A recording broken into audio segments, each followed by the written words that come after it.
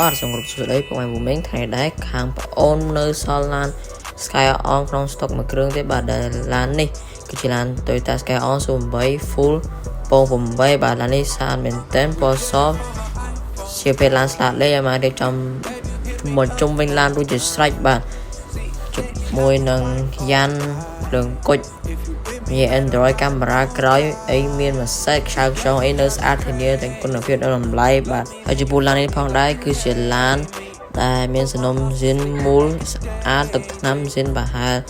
90% បាទអាចមើលរូបភាពផ្ទាល់បានបងមិនមែនចេះតែនិយាយទេពុកម៉ែអំពុំមីងបើមិនទុកចិត្តក៏មកមើលផ្ទាល់ក៏បានបាទក្នុងរូបភាពយ៉ាងម៉េចខាងក្រៅក៏អញ្ចឹងដែរបាទនិយាយទៅនិយាយដល់ស្មោះតែម្ដងពុកម៉ែអំពុំមីង